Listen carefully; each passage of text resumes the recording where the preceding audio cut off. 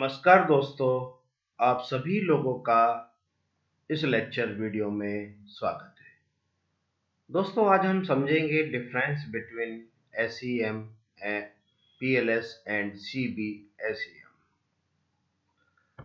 तो दोस्तों, इसको समझने के लिए कि इसमें डिफरेंस क्या है सीबीएसईएम और पीएलएस, इसमें हमने एक मॉडल लिया है, थ्योरी ऑफ प्लांट बिहेवियर।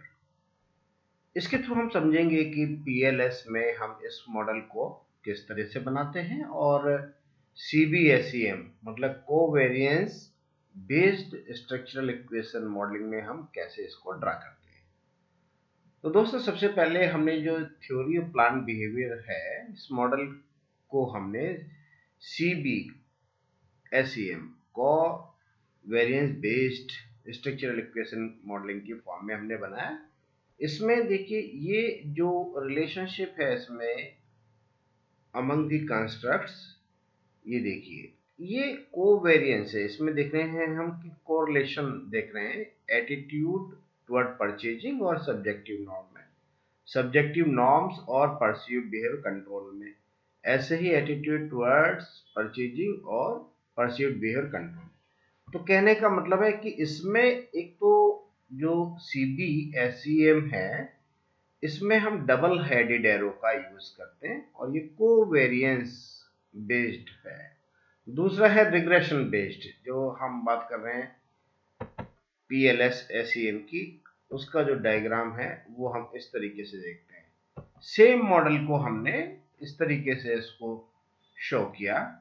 ये बिहेवियर है, purchase behaviour of the buyer, purchase intention, attitude, subjective norms, perceived behaviour control. ठीक है, तो इसमें कहीं भी इनमें बीच में तो ये डिफरेंस है कि इन जो कंस्ट्रक्ट है एटीट्यूड और सब्जेक्टिव या परसीव्ड, इसमें कहीं कोई कोवेरिएंस बेस्ड रिलेशनशिप नहीं है। सीधा जो रिलेशनशिप है इसमें वो है हमारे रिग्रेशन कोफिशिएंट के थ्रू या पाथ कोफिशिएंट के थ्रू, और इसमें एक सिंगल हेडेड एरो का हम यूज करेंगे पूरे पीएलएस एसईएम में, जबकि हम सीबीएसईएम में डबल हेडेड एरो का भी यूज करते हैं। ठीक है, अब देखिए ये जो सीबीएसईएम में ये टेक्निक कहां पर सबसे ज्यादा यूज होती है, जब कंफर्मिंग और रिजेक्टिंग थ्योरीज, जब हमें किसी हाइपोथेसिस के थ्रू किसी थ्योरी को हम कंफर्म या रिजेक्ट कर रहे हैं,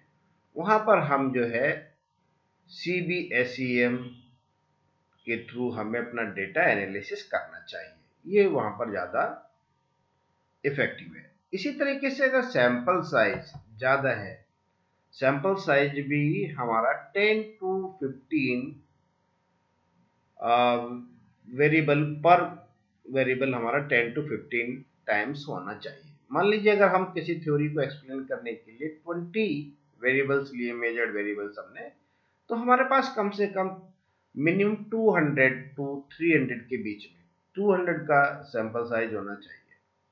दूसरा है इसमें कि जो भी हमारे पास डेटा आया है वो डेटा हमारा नॉर्मली डिस्ट्रीब्यूटेड होना चाहिए। मतलब डेटा नॉर्मली डिस्ट्रीब्यूटेड का मतलब है उसका जो डिस्ट्रीब्यूशन है डेटा का वो बेल शेप्ड में होना चाहिए, और उसको चेक करने के लिए हम ग्राफ के थ्रू भी कर सकते हैं, स्क्यूनेस और कर्टोसिस की वैल्यू के थ्रू भी, और तीसरा जो मेथड है केएस टेस्ट या शेपिरो टेस्ट के थ्रू भी हम डेटा की नॉर्मलिटी चेक करते हैं। और डेटा की नॉर्मलिटी चेक करने के लिए केएस टेस्ट की पी वैल्यू 0.05 से ज्यादा होनी चाहिए, मतलब नॉट सिग्निफिकेंट होना चाहिए। और फिर इसका जो यूज होगा जब मॉडल हमने करेक्टली स्पेसिफाइड किया। करेक्टली स्पेसिफाइड का मतलब है यहाँ पर कि जो थ्योरी कह रही है, जैसे मान लीजिए थ्योरी में 5 डायमेंशंस हैं, तो purchase behaviour depend on purchase intention, और ऐसे ही एटीट्यूड किसको इन्फ्लुएंस कर रहा है, परचेज इंटेंशन को, सब्जेक्टिव नॉर्म कर रहा है परचेज इंटेंशन को। तो ये इसका जो स्पेसिफिकेशन होगा मॉडल का वो बिल्कुल करेक्टली स्पेसिफाइड। अगर हमने परचेज इंटेंशन एंडोजीनियस कंस्ट्रक्ट लिया तो उसको हम एक्सोजीनियस कंस्ट्रक्ट यहाँ पर नहीं ले सकते, तो इसकी जो सीक्वेंस है वो करेक्टली स्पेसिफाइड होना चाहिए, तभी हम इसको प्रॉपर CBSEM टेक्निक को यूज कर सकते हैं। अब इसमें लिमिटेशंस क्या है, CBSEM कब हम यूज नहीं कर सकते?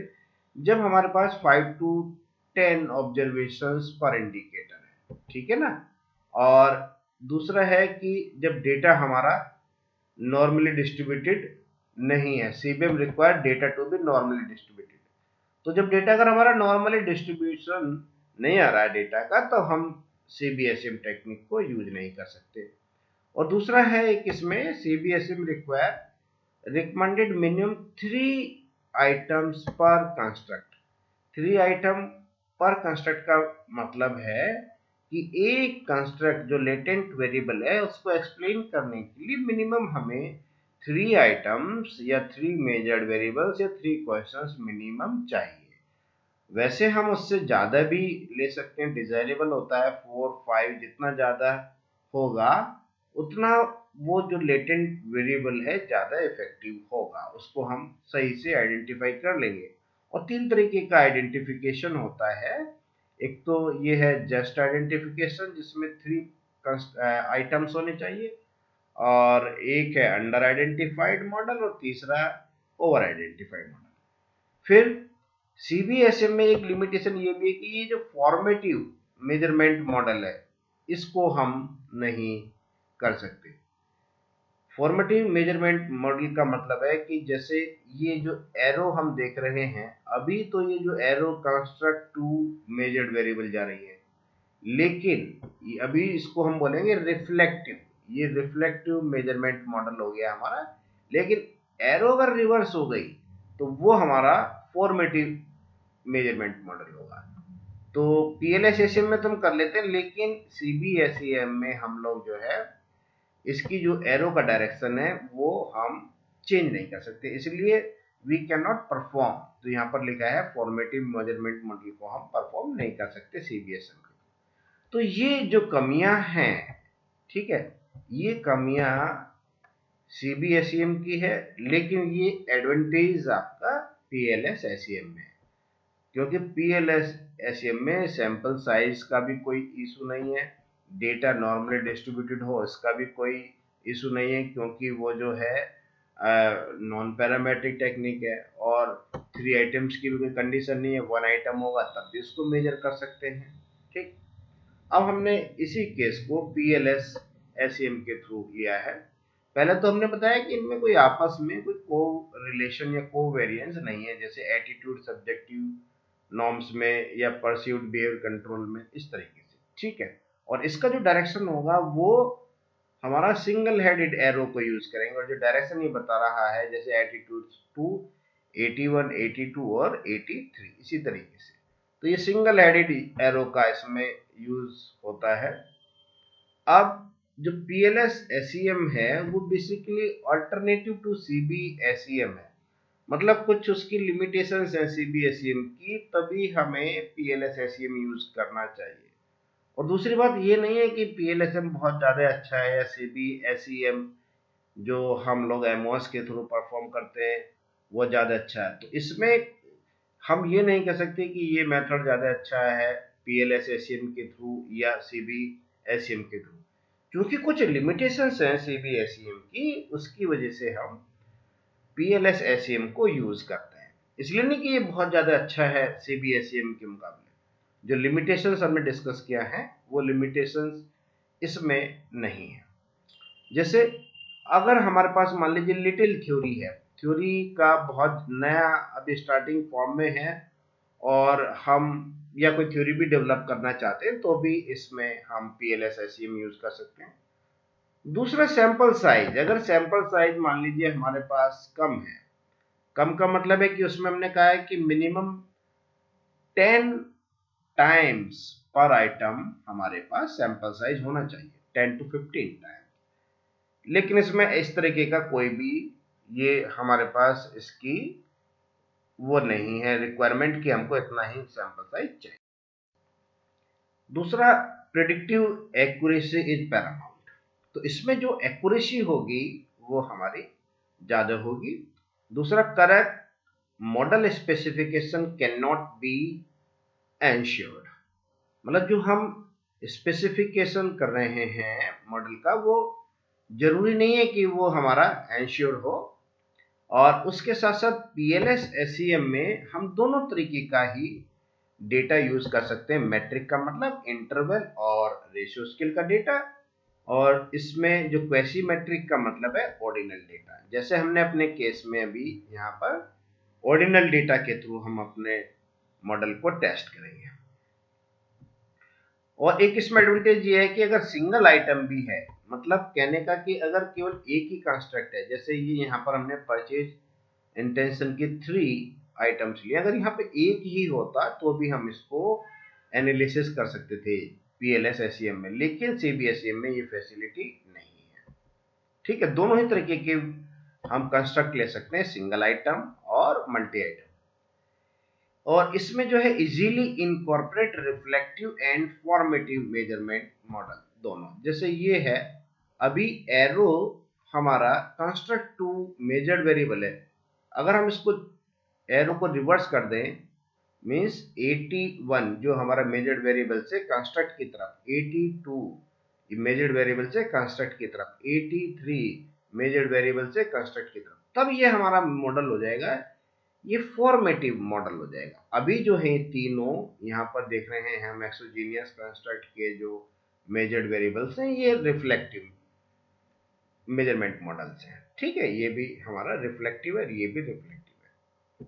तो इसमें ये फैसिलिटी कि दोनों एक साथ फॉर्मेटिव और रिफ्लेक्टिव मेजरमेंट मॉडल को हम परफॉर्म कर सकते हैं। No causal loop allowed in structural model, only recursive है इसमें। Non recursive model means feedback वाला नहीं है कि जैसे इंटेंशन इन्फ्लुएंस कर रहा है बिहेवियर को, लेकिन बिहेवियर क्या इन्फ्लुएंस करता है इंटेंशन को, ये इस तरीके की रिलेशनशिप इसमें हम नहीं ले सकते।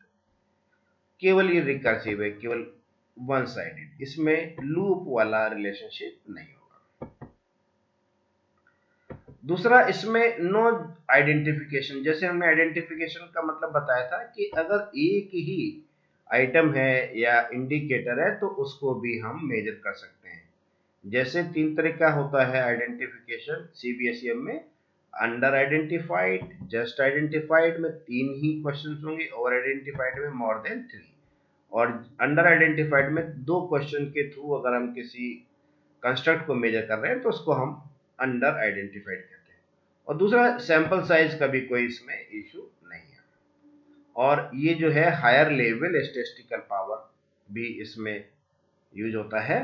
और higher level of statistical power का मतलब है कि उस मॉडल की जो स्ट्रेंथ है उसके बारे में बता रहा है कि वो 80% है, 90% है या 70% है। और जितना ज़्यादा लार्ज सैंपल होगा, प्रिसीजन ऑफ द पीएलएसएसईएम जो है सही होगी, प्रिसीजन होगा और ज़्यादा एक्यूरेट होगा। अब इसकी जो लिमिटेशंस है वो भी जरा हम देख लें कि जो एक तो high value structural path coefficient are needed if the sample size is small. मान लीजिए हमारे मॉडल में हमारे पास सैंपल साइज कम है, हमने 20 आइटम्स लिए और उस 20 आइटम्स के थ्रू हम पर्टिकुलर मॉडल को टेस्ट करना चाहते हैं।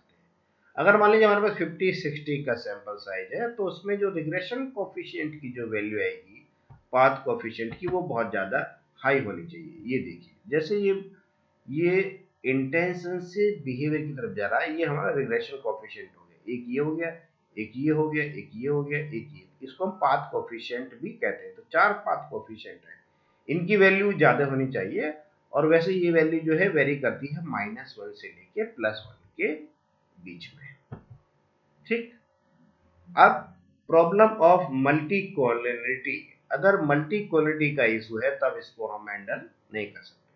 मल्टी कोलिनिटी का मतलब है कि अगर 2 से ज्यादा इंडिपेंडेंट वेरिएबल्स एक ही सेम रिजल्ट दे रहे हैं, मतलब दोनों की वैल्यू जो परफेक्टली हाईली कोरिलेटेड है, ये कोलिनियर है। 2 वेरिएबल हमारे कोलिनियर कब होंगे? जब दोनों परफेक्टली कोलिनियर, जब दोनों का जो रिजल्ट होगा सेम होगा। ठीक है ना। और मल्टी कोरिलेटी जब मोर देन 2 इंडिपेंडेंट वेरिएबल्स में हाईली कोरिलेटेड होते हैं तब। तो अगर प्रॉब्लम मल्टी कोरिलेटी की है तो इसको हम हैंडल नहीं कर सकते। Since arrow are always single headed, हमने कहा कि सिंगल हेडेड एरोस में हम यूज करते हैं, it can not model undirected correlation. A potential lack of complete consistency in score on latent variable may be result in, जो है potential lack of, जो हमारी कंसिस्टेंसी ना होने के कारण लेटेंट वेरिएबल में, ये बाइस कंपोनेंट एस्टिमेशन देता है लोडिंग और पाथ कोएफिशिएंट आ सकता है। इट में create large mean square error in estimation of path coefficient loading. तो पाथ कोएफिशिएंट लोडिंग अगर हमारी हाई आ रही है तब तो ठीक है, लेकिन अगर वो वैल्यू कम है और जो मीन स्क्वायर एरर ज़्यादा है, तब हम कहेंगे कि मॉडल हमारा उतना ज़्यादा इफेक्टिव नहीं है। तो दोस्तों ये बेसिक डिफरेंस था हमारा CB SEM और PLS SEM में। Thank you very much.